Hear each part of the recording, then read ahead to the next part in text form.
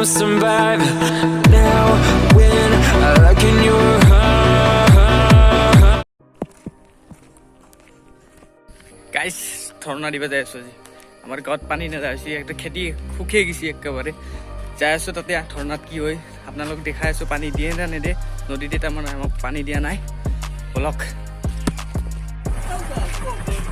ঐ জানতি কেইটাল ক'ত দিছি না শ্লোগান দিব লাগিব না আমি বলা মাইকত উঠি ললো এতিয়া যাত্ৰা আৰম্ভ বাই বাই খৰিখিনি বেচব লগা আছিল কাৰোবাক লাগে যদি জনাবচোন এই মাহান ধান পানী নাপাই কিনে পুৰা বাঢ়িব পৰা নাই বলক যাই কিনে আপোনালোক তাতে দেখাই আছো বহুত মানুহ গৈছে আমাৰ গাঁৱৰ পৰা আমি লাষ্ট গাড়ী বৰ্তমান বুলি ক'ব লাগিব বাকী চব মাহান গ'লে তেল ভৰালো এইখিনি দোকানত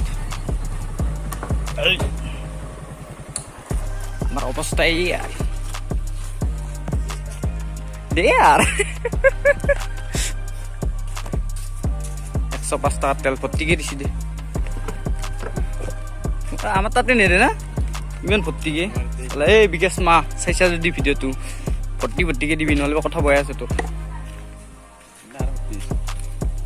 তেলটো ভৰাই লৈ যাব লাগে আৰু তো বলক আগক লগি ফাইনেলি আমি পাক্কা ৰাস্তা পাই গেলো চালা এই সপোনটো কোনদিনা পূৰণ হ'ব যাতে ঘৰৰ আগৰ পৰা ওলাৰ লগে লগে পাক্কা ৰাস্তা পাওঁ মজাই বেলেগ আমাৰ ফৌজি ৰেডি পুৰা ফায়াৰিং কৰিবৰ কাৰণে ডম ডম ডম ৰাতি চাব ভাল বঢ়িয়া লাগে লাইট জ্বলি যায় নে ওপৰত ঐ বহুত কেম্প আছে না বহুত আছে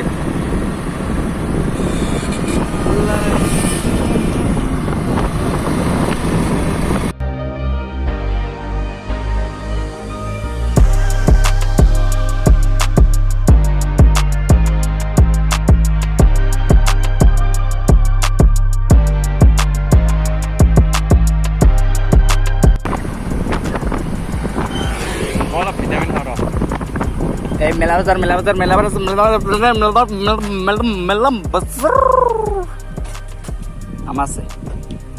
আমাছে নেকি কি খাবা তুমি শিখৰ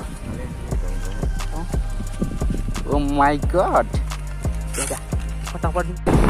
চব খেতিয়ক মানুহ আহি আছে মানুহ চব আগফালে ৰ'ব যাই আছো দেখাই আছো আপোনালোক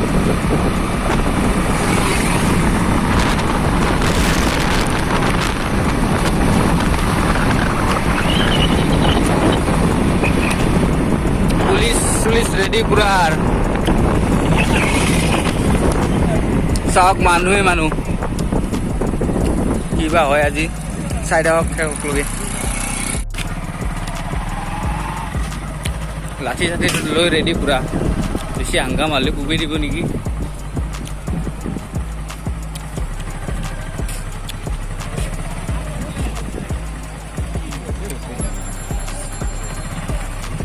নৰা ভিতৰত নিবা গাড়ী এটা থৈ দিয়ক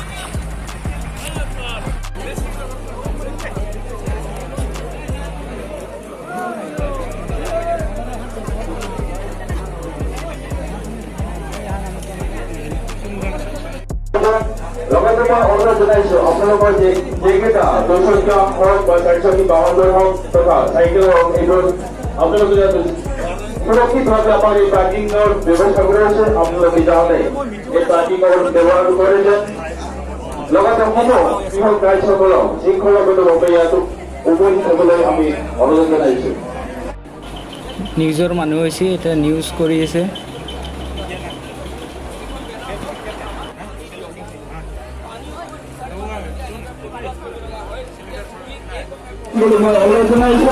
আৰু আমাৰ এই ধৰণে কাৰ্যসূচী ৰূপায়ণ কৰিবলৈ সমূহ কৃষক ৰাইজসকলক শৃংখলাবদ্ধভাৱে সহযোগিতা আগবঢ়াবলৈ মই অনুৰোধ জনাইছো ইতিমধ্যে আমাৰ মাজত উপস্থিত হৈছে আমাৰ বহুত নিউজৰ মানুহ হৈছে চাওক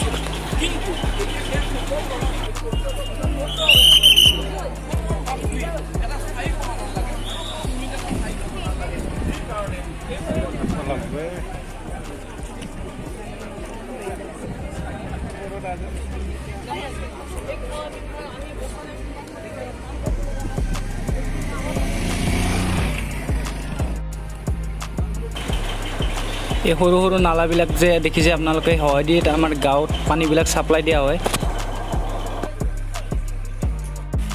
এইটোৱে কালা নদী। এই কালা নদীটোতে বান্ধটো থাকে নে পইচা তুলি তুলি ৰাইজৰ মানুহ খেতিয়কবিলাকে বান্ধবিলাক দিয়ে। চৰকাৰৰ পৰা কোনো সাহাৰ্য নাই, সাহাৰ্য পোৱা নাই কাৰণে বান্ধটো চৰকাৰে যাতে দিয়ে তাৰ কাৰণে আন্দোলন চলি আহিছে। তাতে বান্ধবিলাক চব ভাঙি যায় আৰু এই কালা নদীত বান্ধটো দি কিনে আমাৰ গাঁৱে গাঁৱে পানীবিলাক লৈ যায় সৰু সৰু নালাই দি। তাৰে কাৰণে চৰকাৰে যাতে দিয়ে আৰু আপোনালোকে বছৰ বছৰ ধৰি ভাবি আছে, আজি হাজাৰ হাজাৰ লোক ৰাজপথত ওলাইছে একমাত্ৰ খেতি পথাৰত পানী যোগাৰ কি ক'ব? আমি চাওক 1950-51 চনৰ পৰা এই কালামদিন বটগা নদীৰ পৰা বান্ধি ফালে কৃষক ৰাইজে খেতি কৰি আছে।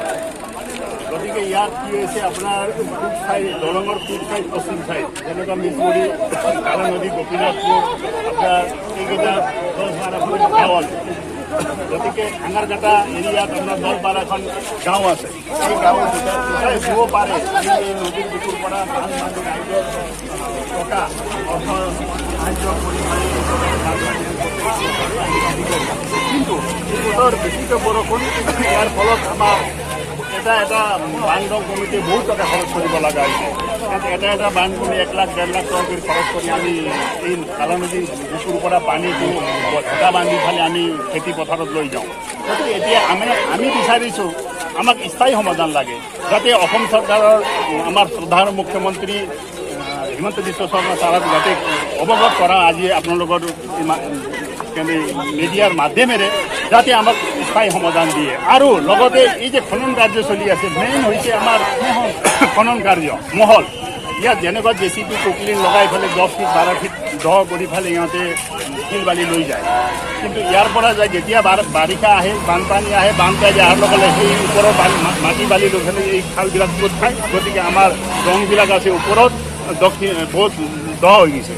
আৰু ভৱিষ্যত এই যোনটো আমাৰ ৰঙীয়া দৰঙা পথো এই ব্ৰিজৰো ভাবুকি আহি পৰিছে। গতিকে আমি এই খনন কাৰ্যটো বন্ধ কৰিব লাগে চৰকাৰে, আৰু আমাক স্থায়ী দুয়ো ৰাইজক এই 20-25 হাজাৰ খেতিয়ক ৰাইজক যাতে স্থায়ী সমাধান আমাৰ দিব লাগে। আমি শুনিবলৈ পাইছোঁ এইবাৰ কিছু টকা ইৰিগেশ্যন ডিপাৰ্টমেণ্টে বান্ধৰ কাৰণে দিছে, কিন্তু সেইখিনি টকা পৰ্যাপ্ত নহয়। সেই টকা দি আমাৰ কোনো কাম নহয়। গতিকে স্থায়ী সমাধান লাগে, যিমানে টকা লাগে যাতে আমাৰ ক'বলৈ নহয়। আৰু গৰু ছাগলী আমাৰ একমাত্ৰ ইয়াত পানী লেয়াৰটো হৈছে 200-250 ফুট। ইয়াত গাড়ী ৰিগ বৰিঙৰ জৰিয়তে ইয়াতে পানী ওলোৱা হয়। এই জঙৰ পানী লৈ পেলাই আমি গৰু ছাগলী মানে জীৱ জন্তু পোহনীয়া জন্তুবিলাক আমি পুখুৰী ভৰাই পেলাই পানী খুৱাওঁ।